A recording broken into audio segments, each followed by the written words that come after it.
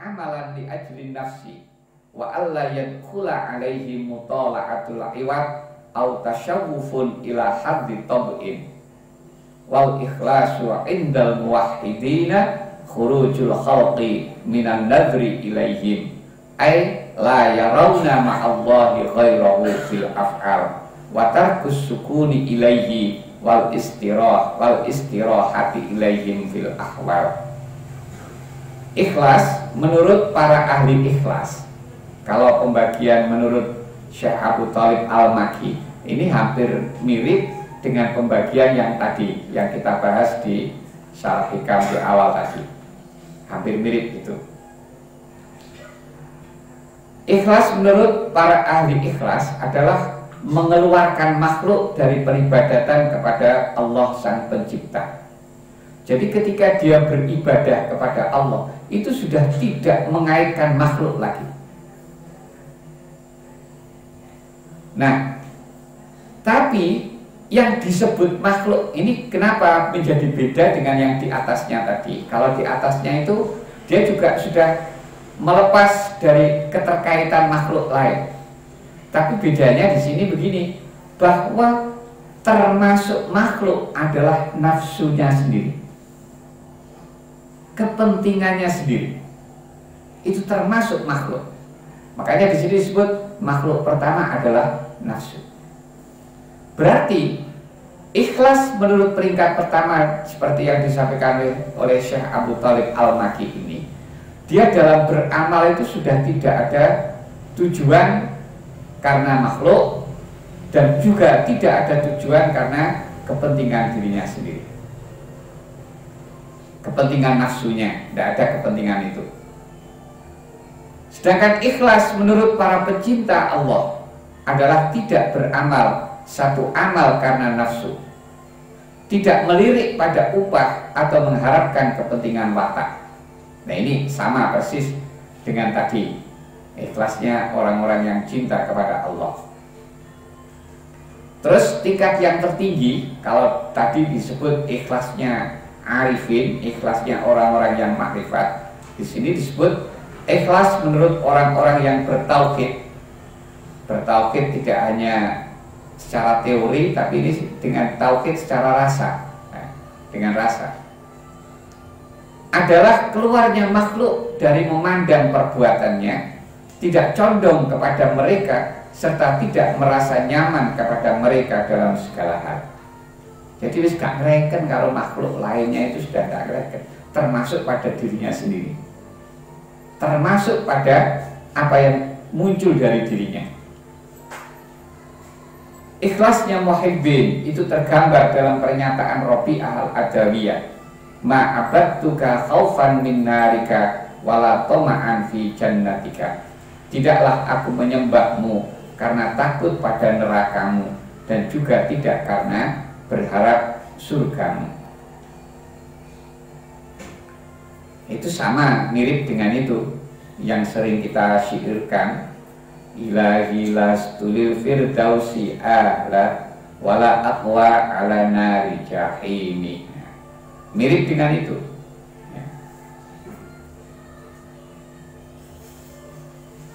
Sebagian ulama mengatakan sahih amalaka bil ikhlas wa sahih ikhlasoka bit tabarri minal hauli wal quwwati.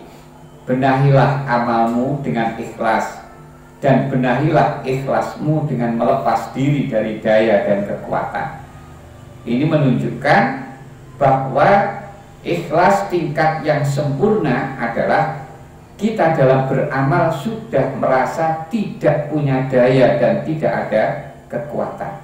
Murni amalnya itu adalah anugerah Allah.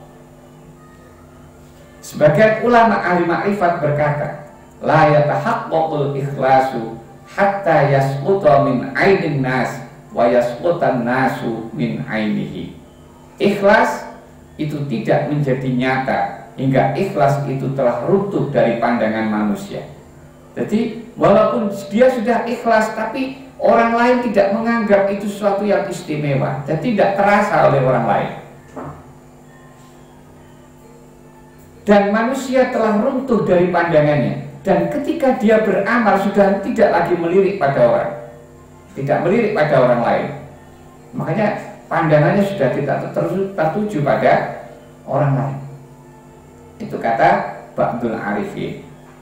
Ulama lain mengatakan, kullama saqatta min ainil khalqi azumta fi ainil haq, wa kullama azumta fi ainil khalqi saqatta min ainil haq. Ketika engkau telah runtuh dari pandangan makhluk, maka engkau menjadi agung dalam pandangan al-haq, Allah.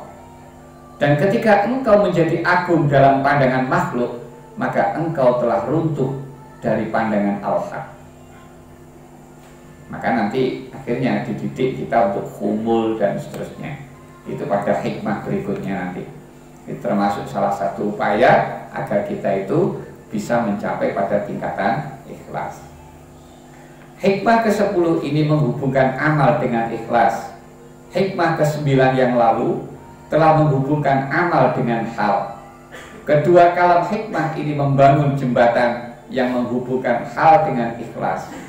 Kedua-duanya ada kaitan dengan hati, atau lebih tepat jika dikatakan ikhlas sebagai suasana hati dan hal sebagai nur ilahi yang menyinari hati yang ikhlas. Ikhlas menjadi persiapan yang penting bagi hati yang menyambut kedatangan cahaya nur ilahi. Apabila Allah berkehendak memperkenalkan diri kepada hambanya, maka dipancarkan nurnya pada hati hamba tersebut. Nur yang dipancarkan pada hati ini dinamakan nur sir atau nur rahasia Allah. Hati yang diterangi oleh nur akan merasakan hal ketuhanan atau mendapat tanda-tanda tentang Tuhan. Setelah mendapat tanda dari Tuhan, maka hati pun mengenal Tuhan. Hati yang memiliki ciri atau sifat semacam ini disebut hati yang mempunyai ikhlas tingkat tertinggi. Tuhan berfirman untuk menggambarkan ikhlas dan hubungannya dengan makrifat. Walaqad hammat bihi wa hamma biha laula arra'a burhana rabbih kadzalika linasrifa anhu su'a wal fahsya innahu min ibadinal mukhlasin. Dan sungguh perempuan itu telah berkehendak kepadanya. Maksudnya ini menceritakan tentang Dewi Zulaikha dan Nabi Yusuf. Jadi Dewi Zulaikha sudah ada ketertarikan kepada Nabi Yusuf, dan Nabi Yusuf pun berkehendak kepadanya. Nabi Yusuf juga tertarik dengan Dewi Zulaikha. Sekiranya dia tidak melihat tanda dari Tuhannya. Nah, tetapi kenapa walaupun sudah muncul ketertarikan dari kedua belah pihak, itu kemudian tidak kejadian hal-hal yang di luar kebenaran, karena kedua-duanya, terutama Nabi Yusuf, ini adalah termasuk orang yang ikhlas. Makanya pada berikutnya dipuji oleh Allah, demikianlah kami palingkan darinya keburukan dan kekejian. Sungguh dia, Yusuf ini pujiannya Allah, Yusuf termasuk hamba kami yang terpilih. Nabi Yusuf adalah hamba Allah yang ikhlas. Hamba yang ikhlas berada dalam pemeliharaan Allah. Apabila dia dirangsang untuk melakukan kejahatan dan kekejian, nur rahasia Allah akan memancar di dalam hatinya, sehingga dia menyaksikan dengan jelas akan tanda-tanda Allah dan sekaligus memusnahkan rangsangan jahat tadi. Inilah tingkat ikhlas tertinggi yang dimiliki oleh arif dan sampai kepada Allah. Mata hatinya senantiasa memandang kepada Allah, tidak pada dirinya dan perbuatannya. Orang yang berada di dalam makam ikhlas yang tertinggi ini senantiasa dalam keridhaan Allah, baik di waktu beramal ataupun saat diam. Allah sendiri yang memeliharanya. Allah mengajarkan agar hambanya terhubung dengannya dalam keadaan ikhlas. Huwal hayyu la ilaha illahu fad'uuhu mukhlishina lahuddin alhamdulillahi rabbil alamin. Dialah yang hidup kekal, tidak ada Tuhan selain Dia, maka sembahlah Dia dengan tulus ikhlas beragama kepadanya. Segala puji bagi Allah, Tuhan seluruh alam. Allah yang maha hidup, Dia yang memiliki segala kehidupan. Dia juga Tuhan sekalian alam. Apa saja yang ada dalam alam ini adalah ciptaannya. Apa saja yang hidup dihidupkan olehnya. Jalan dari Allah adalah nikmat dan karunia, sementara jalan dari hamba kepadanya adalah ikhlas. Hamba dituntut supaya mengikhlaskan segala aspek kehidupan untuknya. Dalam melaksanakan tuntutan mengikhlaskan kehidupan untuk Allah ini, hamba tidak boleh merasa takut dan gentar kepada sesama makhluk. Fada'ullaha mukhlishina lahuddin walau karihal kafirun. Maka sembahlah Allah dengan tulus ikhlas beragama kepadanya, meskipun orang-orang kafir tidak menyukainya. Allah telah menetapkan kode etik kehidupan yang perlu dijunjung, dihayati, diamalkan, disebarkan dan diperjuangkan oleh kaum muslimin dengan sepenuh jiwa raga dalam keadaan ikhlas karena Allah. Meskipun ada orang yang tidak suka, orang-orang yang menghina, orang-orang yang membangkang dan mengadakan perlawanan, keikhlasan yang diperjuangkan dalam kehidupan dunia ini akan dibawa bersama apabila menemui Tuhan kelak. Qul amara rabbi bil qist wa aqimu wujuhakum 'inda kulli masjid wad'uuhu mukhlishina lahuddin kama bada'akum ta'udun. Katakanlah, Tuhanku menyuruhku berlaku adil. Hadapkanlah wajahmu kepada Allah pada setiap sholat dan sembahlah Dia dengan mengikhlaskan ibadah semata-mata hanya untuknya. Kamu akan dikembalikan kepadanya sebagaimana kamu diciptakan semula. Sekalipun sukar mencapai peringkat ikhlas yang tertinggi, namun harus diusahakan agar diperoleh keadaan hati yang ikhlas dalam segala perbuatan, baik yang lahir maupun yang batin. Orang yang telah tumbuh di dalam hatinya rasa kasih Allah akan berusaha membentuk hati yang ikhlas. Mata hatinya melihat kepada Allah, Tuhan yang maha agung, dan dirinya hanyalah hamba yang hina. Hamba berkewajiban tunduk, patuh dan taat kepada Tuhannya. Orang yang di dalam makam ini beramal karena Allah yang memerintahkan supaya beramal, karena Allah yang berhak ditaati. Ini amalnya karena dia mengagungkan Allah, atau amalnya karena dia cinta kepada Allah. Karena perintah Allah wajib dilaksanakan. Semuanya karena Allah, tidak karena sesuatu yang lain. Golongan ini sudah dapat memenjarakan hawa nafsu yang rendah dan pesona dunia, tetapi dia masih melihat dirinya di samping Allah. Dia masih dalam kesadaran tentang wujud dirinya. Dia masih merasa dirinya punya karya. Dia masih merasa dirinya ada kekuatan, ada daya. Dia masih melihat dirinya yang melakukan amal. Dia gembira karena menjadi hamba Allah yang beramal karena Allah. Sifat kemanusiaan biasa masih mempengaruhi hatinya. Ini termasuk dalam golongan tadi ikhlasnya orang-orang yang cinta kepada Allah itu. Setelah kerohanian yang meningkat, hatinya dikuasai sepenuhnya oleh laku Allah. Allah, sifat-sifatnya dan perbuatannya. Apa saja yang ada dengannya adalah anugerah Allah. Sabar, ridho, tawakal, dan ikhlas yang ada padanya semuanya merupakan anugerah Allah, bukan amal yang lahir dari kekuatan dirinya. Jadi dia beramal itu bukan karena kemampuannya. Ikhlas yang ada dalam amalnya juga bukan karena kemampuan dirinya. Ini peringkat yang tertinggi tadi, ikhlasnya orang-orang yang ma'rifat.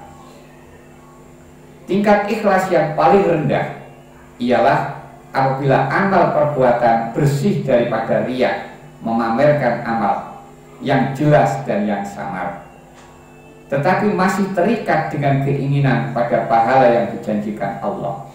Ikhlas seperti ini dimiliki oleh orang yang masih kuat bersandar kepada amal, yaitu hamba yang mentaati tuannya karena mengharapkan upah daripada tuannya.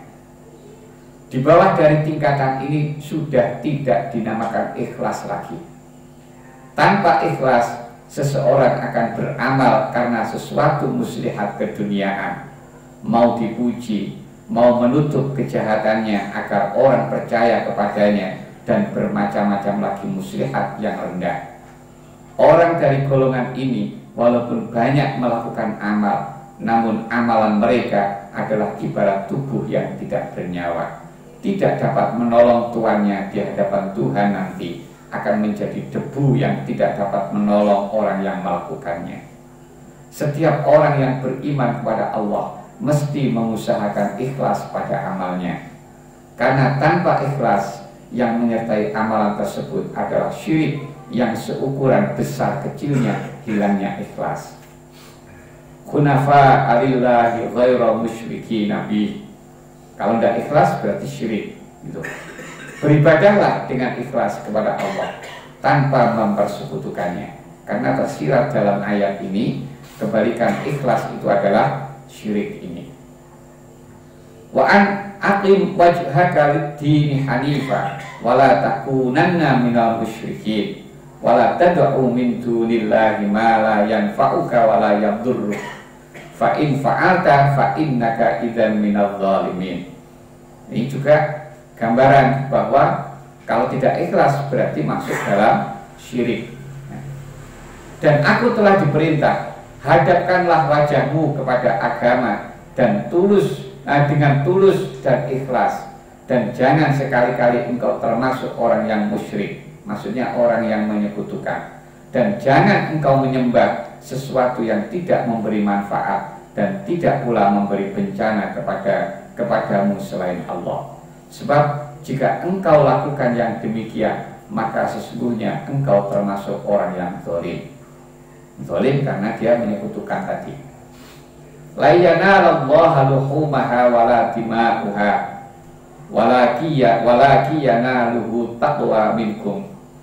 Daging hewan kurban dan darahnya itu sekali-kali tidak akan sampai kepada Allah, tetapi yang sampai kepadanya adalah ketakwaan kamu.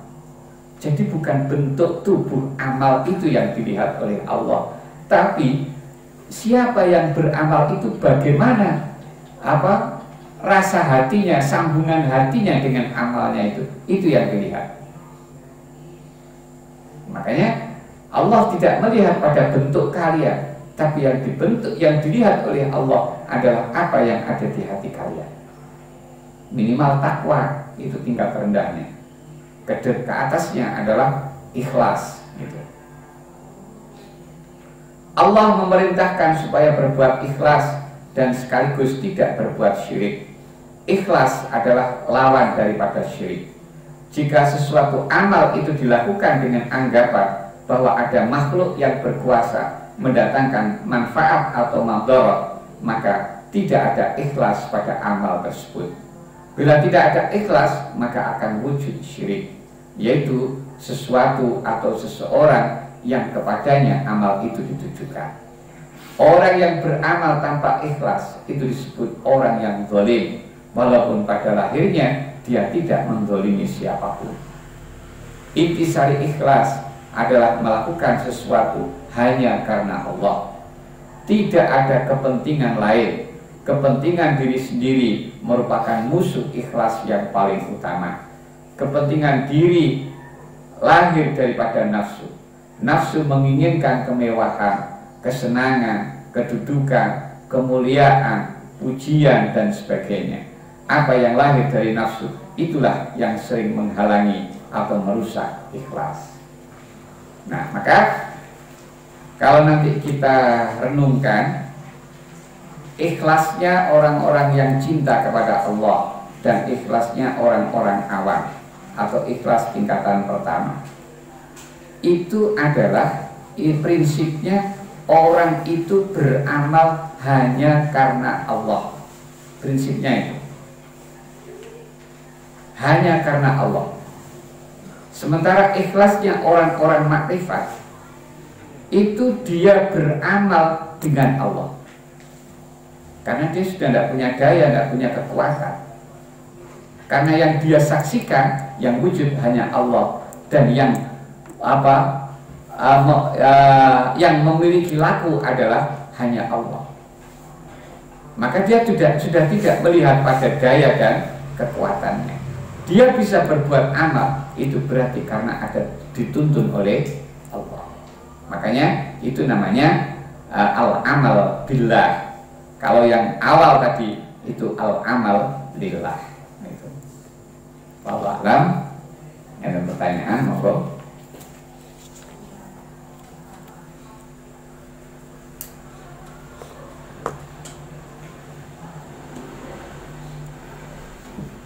Bayang nek ora teko nek nglakoni. Monggo, ada pertanyaan? Nggih.